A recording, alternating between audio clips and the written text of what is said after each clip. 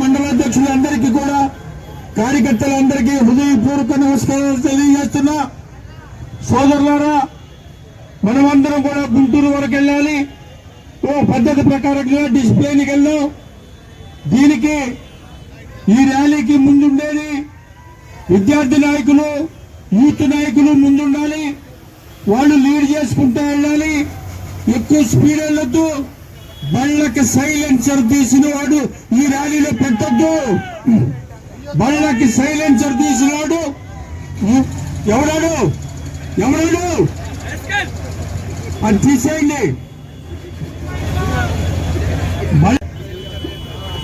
ఊటి కూడా మన ఎమ్మెల్యే పిల్లలకి ఎవరికైనా చిన్న దెబ్బ తగిలినా కూడా జీవితాంతం మీరు బాధపడాలి, మీతో పాటు మీరు బాధపడాలి. కాబట్టి ఓ పద్ధతి ప్రకారంగా ముందు మన యూత్ నాయకులు, విద్యార్థి నాయకులు ర్యాలీకి ముందుకుంటారు. అందుబాటులో ఉండాలి.